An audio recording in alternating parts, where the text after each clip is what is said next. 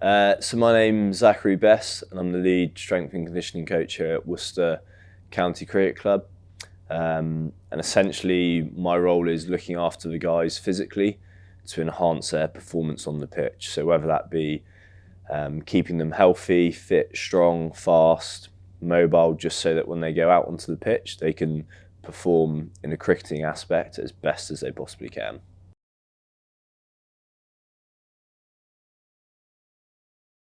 So a typical working day, there's kind of like two sides to this. In the summer where we're playing lots of fixtures, and then in the winter where it's more training based. So summer wise, it would be get to the ground early, around 7:30, 8ish, have breakfast with the lads, check that they're eating the right fuel for that performance that day. We'd then take them up into the gym, do a little bit of physical prep work before then going out, warming up as a team on the pitch. And then starting the game at around 11 o'clock. When the game's going on, my role is more around supporting players with what they might need, from fluid intake to supplements to food. And if they're not playing, then the other squad members, I'll get them in the gym, do some training, top them up physically to make sure if they are required at some point, they're ready to go. That would be kind of my role in the summer. And then obviously there's a lot around recovery between games, looking after them physically, making sure their sleep, nutrition's on point so that they're then fit to play again the following day or a couple of days later. Winter-wise, it's very different. It's full physical days with myself. So guys will come into the ground early. We'll start with some speed, conditioning. We monitor their wellness to make sure that the guys are all good and just to see how they're tracking. Then they have a bit of a break where they play some cricket, a bit of lunch, and then in the afternoon it's more physical work but in the gym. So that might be more strength-based work where they're lifting weights and getting around each other, having a good time there. So those are kind of the two different aspects of my role.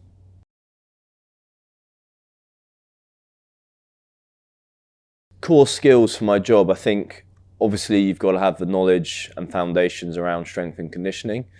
I think outside of that, probably the biggest one for me is being able to spend time around people, get to know them and really build good relationships. I think being really personal is a large role within what I do. It's all good and well writing a strength and conditioning program, but if you don't understand the person, you don't have a good relationship with them, then the best program in the world isn't going to get any results from them. So for me, I think probably the biggest skill you need to have is that personal aspect where you can build those relationships with individuals and you like spending time with other people. I think I'd also chuck in, like, within my role, I think you've got to be really selfless because it's not about you as a coach, it is all about that player, those players, that group of players. How can you help them be better physically, be better cricketers, and help them become better people on and off the pitch? And I think in order to do that, you've constantly got to put those people first. So I think being selfless is another core skill that I think is important within the role.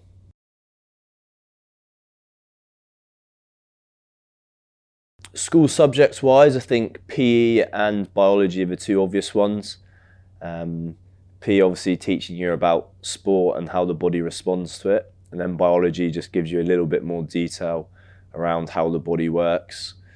I think on top of that, if you're capable to do maths and physics, I think they supplement them very well.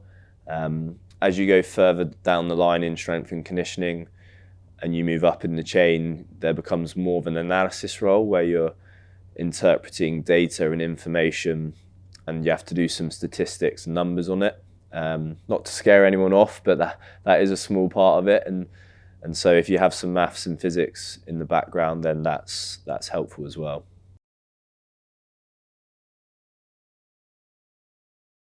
In terms of strength and conditioning and how I got to this role, I probably followed a bit of a different path to a few people. I was actually at university studying geography because I was trying to be a cricketer myself. As that didn't go to plan and I spent a lot of time rehabbing, I kind of naturally fell into the strength and conditioning path. I was very fortunate and I had a few contacts and a good mentor who helped upskill me and teach me the fundamentals of strength and conditioning that then allowed me to get into the system quite quickly. So I'm very grateful for that. And then on top of that, I think this role at Worcester, I was very fortunate in the previous strength and conditioning coach here moved up into the England role for the Ashes, and that left a bit of an opportunity for me to move from Trent Bridge, where I was working with Notts, across into Worcester to lead the kind of physical department here.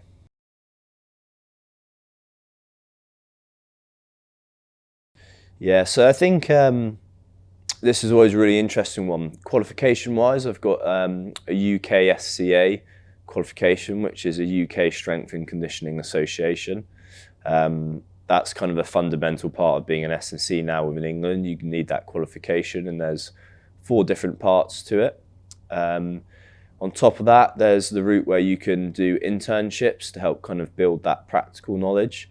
And then I think for me, probably the most important one was my background. I think it's easy to get a qualification, but I think to be a good practitioner, you need to really understand the sport and the department that you're working in, and have a deeper understanding of what it feels like to be a player, to then really produce some good programs and get the best out of the athletes.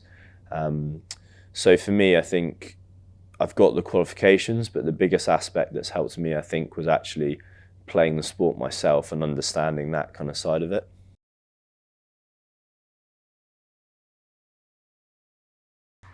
Yeah, I think to be honest with you, I think it's a great job. It's not something I never grew up thinking I wanted to be an S&C. To be honest with you, I didn't know there was that much of a market to be a strength and conditioning coach. As I said previously, I picked up a few injuries, and I had a couple coaches sort of say to me they think I'd be good at it because I had some natural knowledge from doing the rehab process myself. And I think once I realised I wasn't going to be a sportsman myself, I gave it a go and I absolutely loved it. Like, everything about it was just kind of the side of things that I love, being part of a team, helping others achieve something as a group. It's got that individual performance aspect within a team environment. You're constantly spending time around groups of players of different personalities, everyone with different interests, and I think it's just a brilliant environment to be a part of. For me, I could never be sat behind a desk 5 days a week from 9 till 5. So for me to be part of a club that embraces the community and gets around sport and does loads of communal things, I think is a brilliant part to hopefully play a part in. And yeah, it's just really enjoyable.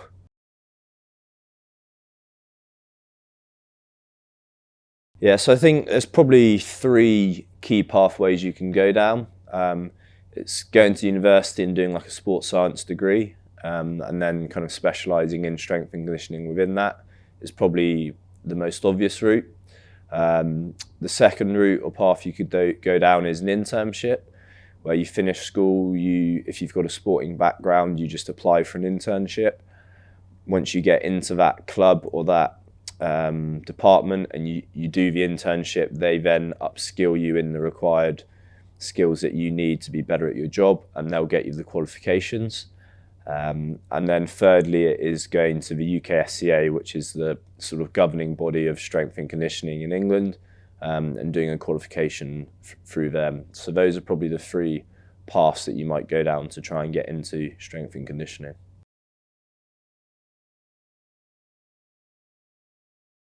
A key piece of advice would be, firstly, do it. It's a great job.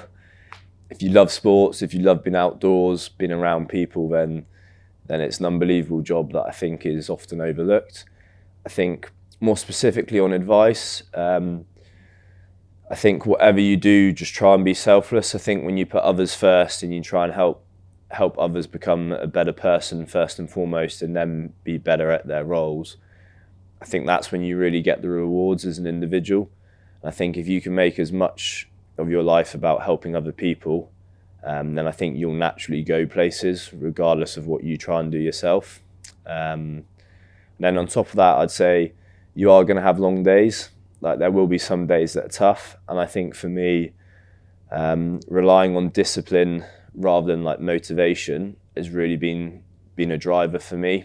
If I'm always trying to rely on motivation, when I have those tough days and that motivation naturally dips, then you're going to find it hard to go in and put other people first and do a good job. Whereas if you're relying on discipline where you've formed good habits over time, then you just go in, you do it naturally, and then I find the rewards come back to you further down the line. So I think being selfless and just relying on discipline and good habits, and find something you love and just get stuck in.